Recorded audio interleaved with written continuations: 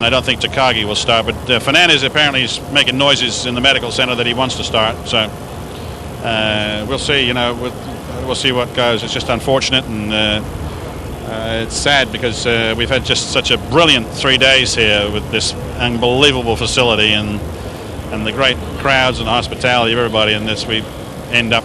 This is a bit of a bummer, but we'll get through it. And these guys are tough, and we'll get on with this race very shortly. We are hearing some chat about a possible 3 o'clock restart. Have you heard that? Can you confirm it for us? I can't confirm that for you, and I really, I don't get involved per se in the actual operations. The chief steward is making those calls right now, and he's walking the garage area, talking to the team managers, and telling them what the estimate is. We've got a lot of oil on the front straight, as you probably know, so that's got to get cleaned up before we really start to do anything serious.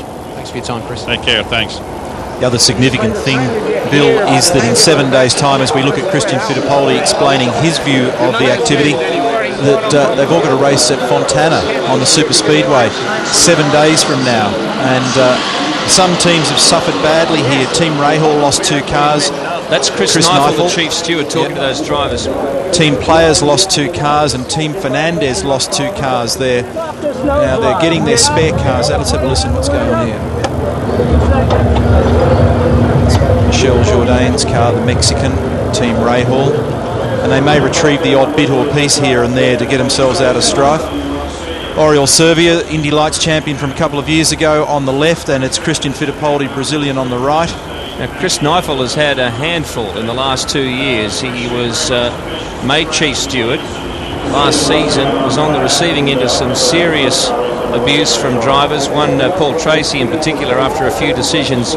But he was then replaced by Wally Dallenbach, who made a comeback. He was the former chief steward and was the mentor of Chris Neifel. And about 4 rounds ago, Wally decided to hand the reins back over to Chris. And I'm sure Chris had wished he'd waited a few rounds to do that. Mark Osler. A lot of conjecture down here in pit lane, Billy. Drivers are walking up and down and saying, well, what's going on here? We were told it was going to be a single file start. There was a hell of an overlap at the beginning there. Some guys misunderstood, some didn't. And there's a lot of conjecture, a lot of debate. Everyone making sure if we start this race, it has to be very clear one way or the other. Well, I think part of the problem there, Mark, started by the fact that CART changed its mind about 4 times, because I reckon I got half a dozen messages here in the commentary box that it was going one way and then the other and then back again. So I was just about to say, we got the same conflicting message, yes. Well, the Dominguez camp is still trying. In the meantime, of course, as things settle down a little bit here in pit lane, not much, but we're going to take time out to talk to the man who's dominated this series so far, and one of the reasons he has been his ability to stay away from trouble like this. We'll just hang on for a sec so we can hear Bruno Junqueira.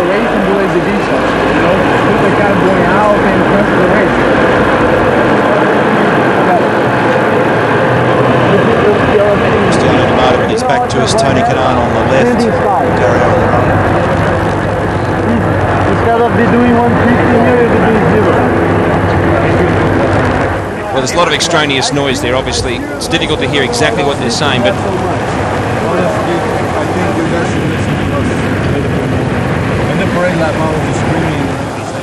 no, I think the issue here is the single file. Tony's making a point here. I think it's John Lopes from CART.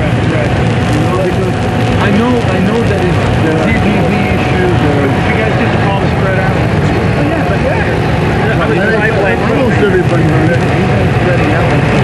Yeah, it is difficult to pick up the audio there. They're revving the engines in the background, and of course there is the track cleaning equipment that has been taken out on the trucks as well. And yes, we did try and pick up that there, and our apologies that it wasn't more clear, but let's hear from Cristiano D'Amato.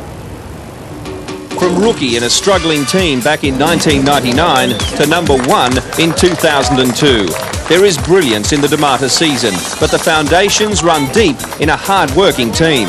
Just feels good because it's a work that we started together 2 years ago here in Newman Haas, and we've improved the car, we've improved our setup, we improved as a team, they improved, they help me improve as a driver, so it's a big thing, everybody together, getting the best of our themselves and working to get better every day. D'Amato's admiration for the team ethic is not confined to his Newman Haas crew. This year he asked Lola to make changes to its chassis, and they complied. we weren't good on the ovals and on the road courses. And this year the car is good everywhere, and consistency is what you need to win this championship. D'Amato has collected 7 wins so far this year, part of a streak that runs all the way back to this event last season.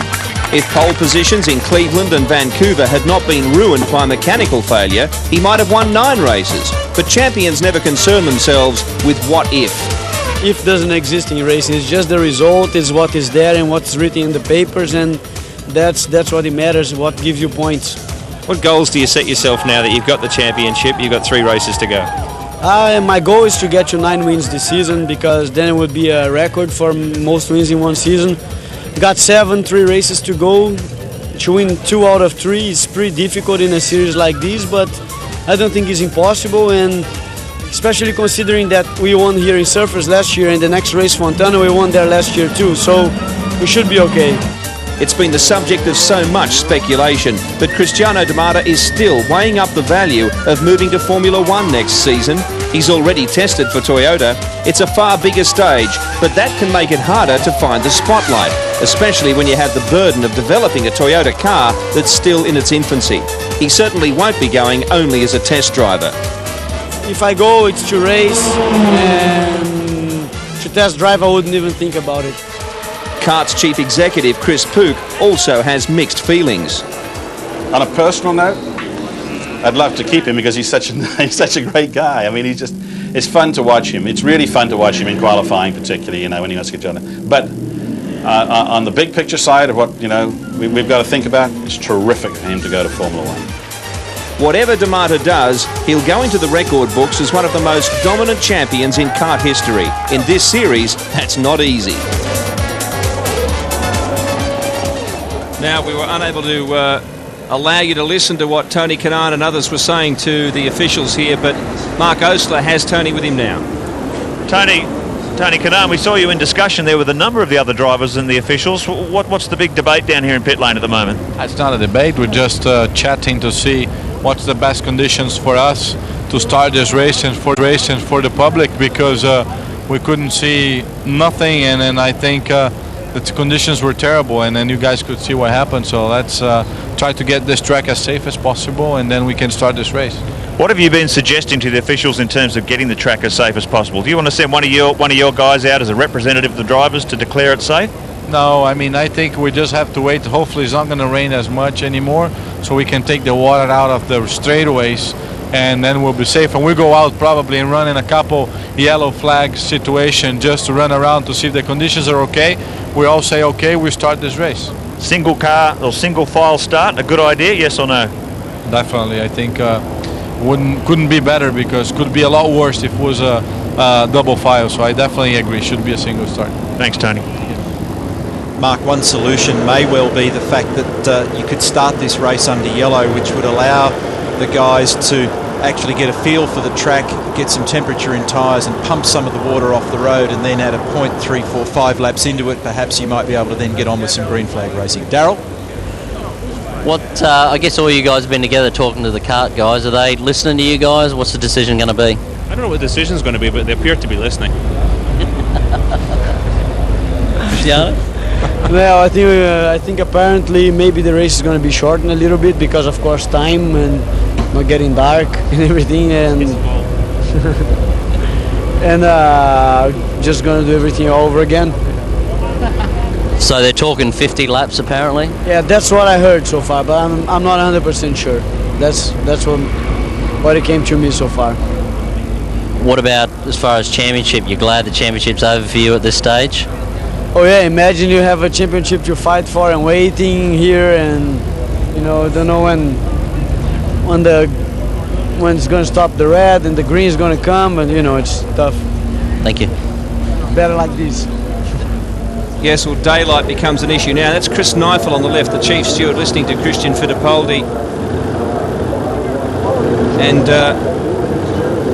of course, we talk about a race start at 3 o'clock. That's Queensland time. Right. There is daylight saving elsewhere in Australia. We're aware of that, but I know it's confusing, but just hang with us and it'll be sorted out. You can see the drivers are just as confused as anyone else here.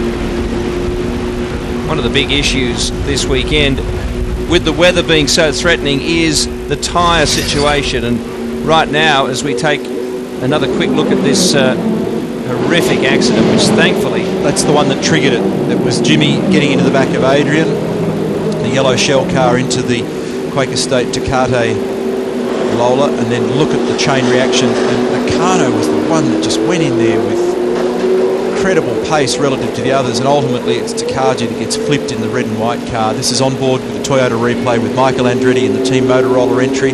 That's exactly the sort of thing you see, and then out of the mist emerges one of the players' cars. Greg. Just down here with Christian Fittipaldi. Now, you spent a lot of time chatting to Chris Neifel there. What did he have to say? They escaped unscathed, of course, because they bolted away. And Junqueira actually passed D'Amata going into the first corner.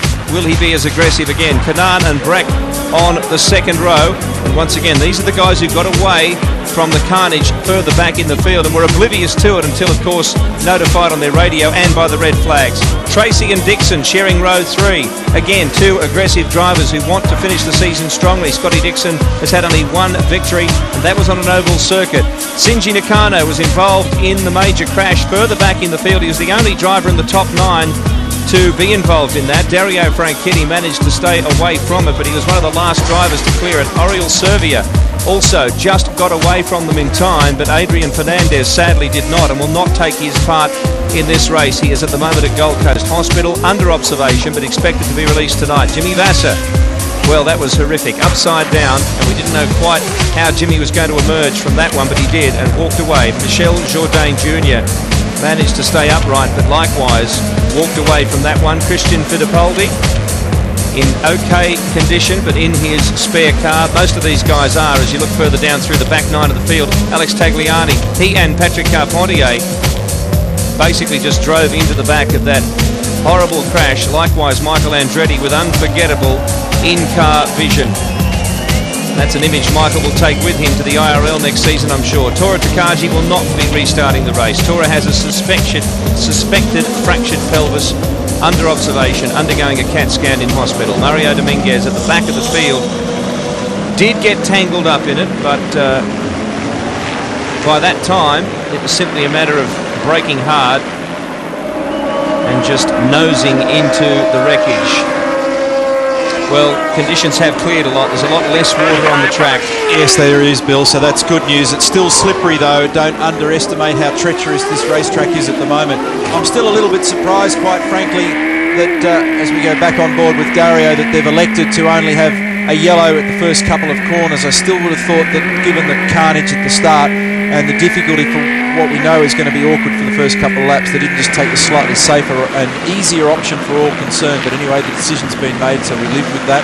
I want to mention once again, just quickly, Neil, and we saw a much lesser incident, but still it brought it to mind at Bathurst when we had the fuel spill in pit lane with Greg Murphy. There are 1,400 volunteers here this weekend. A lot of them are, of course, marshals around the track, many of them safety marshals, and they also do a tremendous job of helping control this event and keep it safe for not only the drivers and crew members but the fans as well. So hats off to them on a day where it's not a good idea to take your hat off. Remember, Bill, that, and we talked about this over the course of the weekend, there is a battle here for second in the championship at the moment. D'Amata may well have wrapped it up, but Junqueira, Franchitti, Carpentier, Fittipaldi, those 4 drivers are all in the game for second. There are still 3 events, including this one. And Greg? Guys, I can tell you, just been down to Oriol Servia's crew. They've been paying close attention to the internet and just the weather movements in and around the area of Surfers Paradise here. There are some pretty ominous black clouds to the west and northwest of the track. They're not expecting more rain right now, but gee, you wouldn't be betting on that right now, would you?